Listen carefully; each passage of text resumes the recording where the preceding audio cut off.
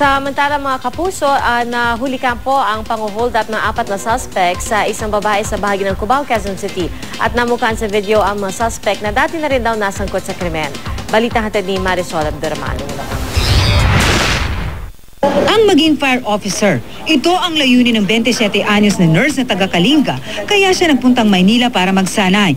Pero hindi niya sukat akalain, matutroma siya sa masaklap na naranasan. Kwento ni May, di niya tunay na pangalan. Pasado alas 3 na madaling araw, naglalakad daw siya mula sa kanyang boarding house papuntang regional office ng Bureau of Fire Protection sa Cubao, Quezon City para sa kanilang training. May umaligid daw sa kanyang 4 na nakamotorsiklo, 3 rito ay may angkas. May mga mates po akong nauna, so yun po yung hinabol ko, ma'am. So nasa likod po nila ako na naglalakad po. May 3 pong motor na sumusunod sa amin, ma'am. Kitang-kita sa CCTV kung paano inikutan ng mga motorsiklo si May. Kinakabahan na raw siya noon dahil alam niyang siya ang target kaya gumilid na siya.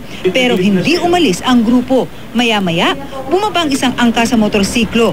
Tinutukan siya ng baril at kinuha ang mamahalin niyang cellphone. Nung tinutok niya po, tapos kinasa niya po. Kaya na alam ko po talaga na totoong baril po yung gamit niya. Sa takot, umilag daw siya pero tunulak ng isang suspect.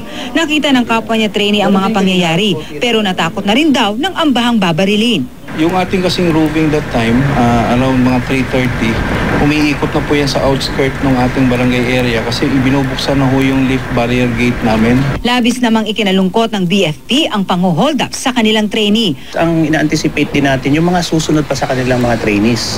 So siguro ay kailangan ma-revisit din yung security aspect or safety ng ating mga kababayan para naman sa ganon, hindi na maulit ito. Sa tulong ng CCTV, nakilala ng QCPD Station 10 ang mga suspect na subject ngayon ng kanilang follow-up operation.